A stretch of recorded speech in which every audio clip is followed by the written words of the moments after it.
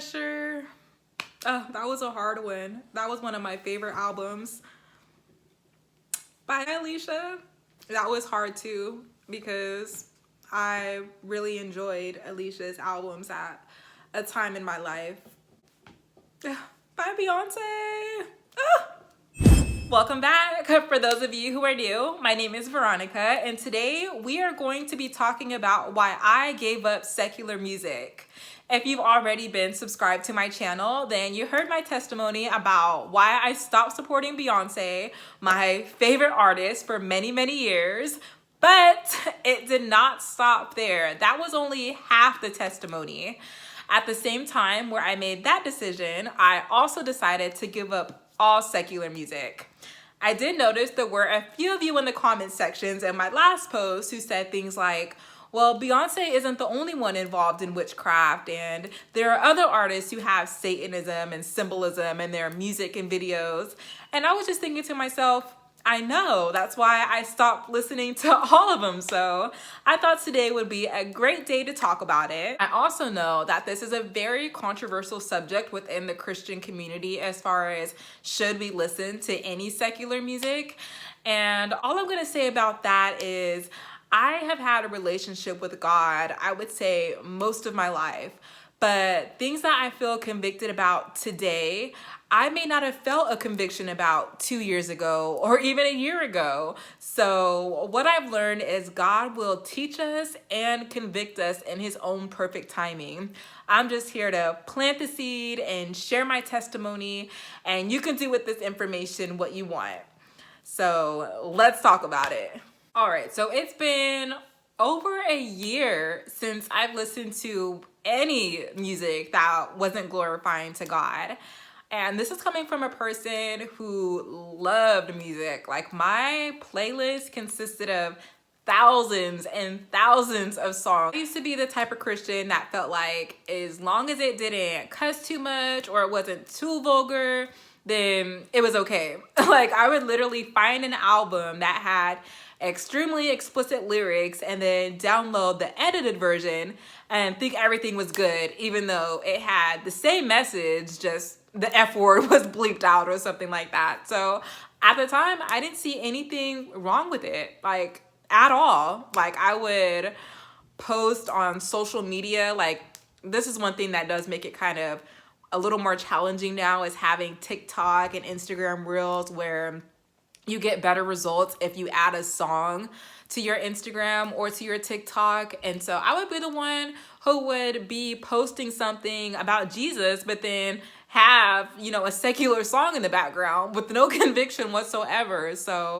I say this because I don't want you guys to think I'm just this, you know, religious person. Like, no, like, I have had to make sacrifices. Like, I haven't always just been the person who only listened to gospel music. Like, I had to graduate, if you will, to that. So it just came with really just trying to open my ears as wide as possible to what God was saying to me. So let's talk about why I decided to stop listening to secular music. First things first, first reason being the most obvious reason, in my opinion, is the demonic influence saturating the music industry. I remember years ago when people first started talking about how demonic the music industry is, like, it was something that was up for debate. Like, you can easily debate, oh no, it's just a coincidence. Oh no, it's just art. But today, non-negotiable. The Hollywood music industry is satanic. They show us over and over again. They pretty much scream to the top of their lungs that they worship Satan. Like, it's insane to me how many people still act oblivious to the darkness embedded in the music industry. Even artists who are seemingly innocent, when they first come out, somehow they come out as innocent as a light and then move over to the dark side. Like, for instance, Ariana Grande, love her voice, amazing, beautiful voice, came out as innocent as can be. Look at her now. Chloe Bailey, also love her. Her and her sister Halle, Chloe and Halle, beautiful young girls, came out seemingly innocent, beautiful voices. And FYI, these two are well known for being Beyonce's protege. So she found them on YouTube and took them under her wing, and now they're following in her footsteps. And it does look like they're following like the exact same blueprint. When Beyonce came out, she was seemingly innocent. She was singing gospel songs, or at least putting a gospel song or two on her albums. She was starring in movies where she was playing in a church choir. And Chloe Bailey actually has a new movie coming out, which I've been debating on if I want to react to. But in the movie, she's a part of a gospel choir. It seems it's giving Sister Act 2 vibes. It's spot on the direction that she's going in. Pretty soon, I don't know. It's scary. I don't know. I would just say pray for them. But I do think that this is all intentionally done. Like, they lure you in with this innocent act of goodness, and then right before you bite the bait, they switch over. And it's dangerous, especially for younger people who follow them, because they're very impressionable. For example, Lil Nas X, when he first came out, I'm not gonna lie, the song that he did, the country song, Old Town, whatever it was called, that was my song. Like, I loved that song. I'm not gonna even act like I didn't. And that song also really appealed to children. Like, even some of my nieces and nephews were singing that song.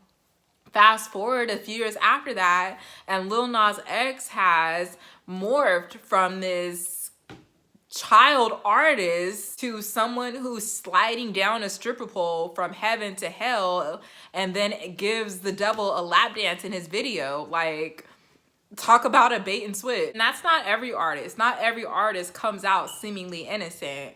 There are some people out there who have no sensitivity whatsoever to evil, so they're gonna listen to it whether or not, you know, it's cussing or sending off an evil message.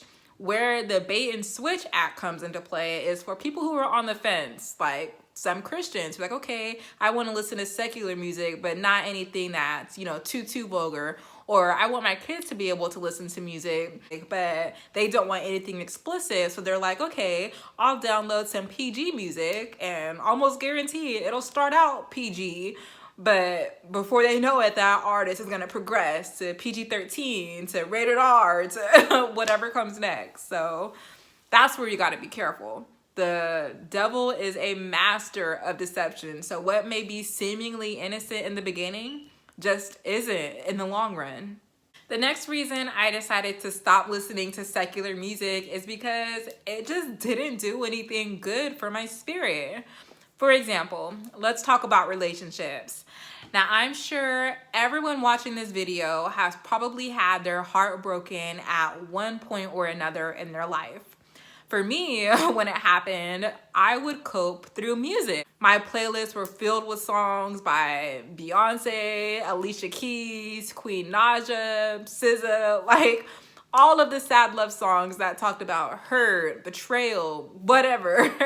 It would feel good in the moment, you know, singing along with someone who could essentially relate to what I had just been through.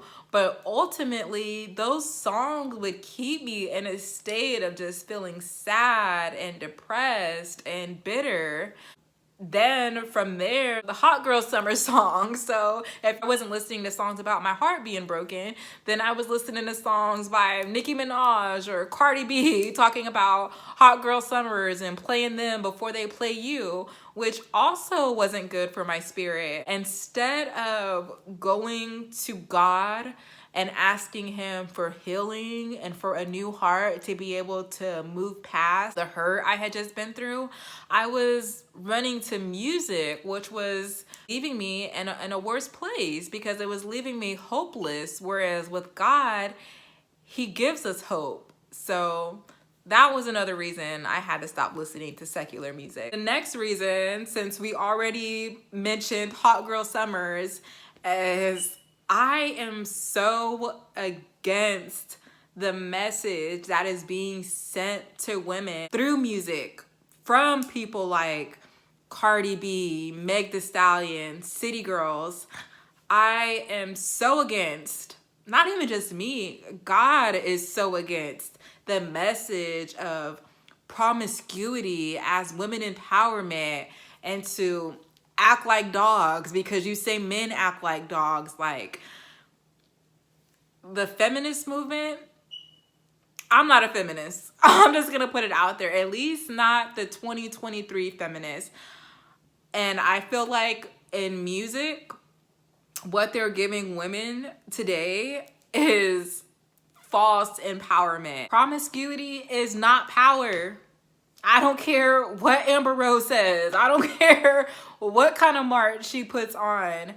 There is power in purity, and that's something that is just not promoted in the Hollywood music entertainment. And there's a reason for that, because God promotes purity. So of course Hollywood is going to go against it. They're going to tell you to sleep with as many men as you want to and you're going to be empowered.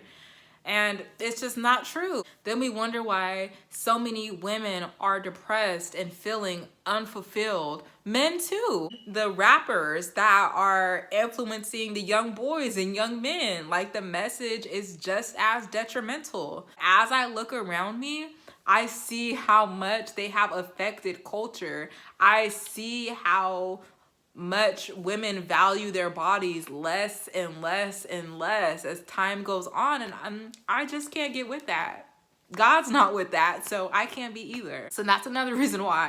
The last reason I decided to give up secular music is because I discovered some really, really good fire gospel music. And not just your average gospel music, not the gospel music that your grandma and your great-great-great-great-grandma were listening to. I'm talking about music that people our age can relate to. Not that we can't relate to traditional worship music, but gospel music that you can put in your car and feel just as energized on your way to work. Gospel music that you can throw on and have an amazing workout to. Like, I had no idea how much the gospel music game has elevated since I was younger. Like, I just didn't. I didn't realize how for every sound that you like in the secular world, I could almost guarantee there's a similar but positive sound in the Christian gospel world. So I now have the most fire playlist, in my opinion, of gospel songs. I have a playlist for when I'm cleaning the house, a playlist for when I'm worshiping, a playlist for when I'm working out. Like, I just never knew. I wish somebody would have told me sooner. Even rap music. So I've always been really open to all different genres of music. But I do remember back in the day, I hate to say this, but gospel music was just not it back in the day. Like, I've always been someone who loved a good beat with some clever lyrics on top, and gospel rap just was not delivering that back then. Like, I would say, I don't know, maybe even a decade ago.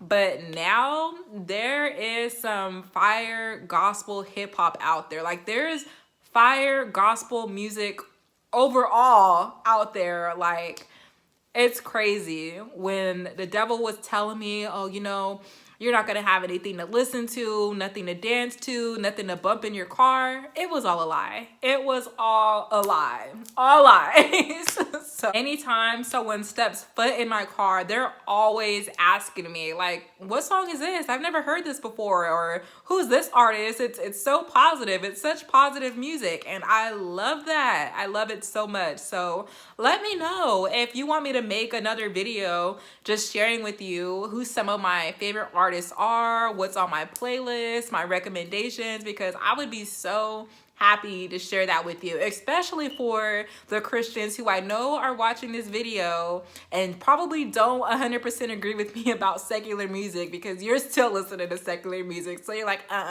ain't no way. But I would definitely challenge you. Like I said in the beginning of the video, we're all on our very own journeys. Like me, I feel like I'm extremely humbled just based off of the fact that I've been there, you know, I've been in that situation. Like, the changes that I've made in my life have not come overnight. So I can't expect someone else to have a change of heart overnight. I'm just here again to plant the seed. So as I was saying about the challenge, for anyone who disagrees with me, I want to challenge you to 30 days of no secular music. That's it. Take 30 days and cut secular music out of your life, but don't just cut it out of your life. You have to replace it with something. Otherwise, you're gonna feel like you're missing out on something. So I would say replace it with gospel music. Now, if you decide to join this challenge, but you're not sure what to listen to, and I haven't put out a video yet about what I'm listening to, feel free to send me a direct message on Instagram, on the Virtuous by Veronica page, or even my personal page, and I would be so happy to get back to you about what I'm listening to, because I think that's so cool that you're even giving it a try. So just let me know, and let me know how you feel after 30 days. I can almost guarantee you're not gonna wanna go back, because so far I have no regrets, and I'm so thankful that now when I'm just going about my day, instead of having some song about being a thought stuck in my head, I have worship songs stuck in my head. I have something about Jesus stuck in my head. So that is all that I planned on sharing with you for today. If you enjoyed this conversation, then please subscribe down below, because I'd love to have you back in the future to talk about more things. Also, let me know in the comments below, how do you feel about listening to secular music?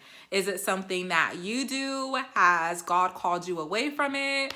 Has it been something tugging on your heart? I want to know down below. Lastly, I just want to thank all of you who have supported my faith-based boutique, Virtuous by Veronica. I started this because, you know, I've always been into fashion, and I know in the Christian community, we talk a lot about modest fashion, but when I would look around for clothes, like everything was just so boring. And so I wanted to create a place that showed that you can look good and love God. It doesn't have to be boring. So I have jumpsuits, dresses, matching sets, everything. It's so important to support kingdom businesses in this day and age. So again, thank you everyone who has shopped the website, and don't forget that you can use discount code Virtuous30 to save 30% off of your purchase. Again, thanks for stopping by, and I will see you in the next video.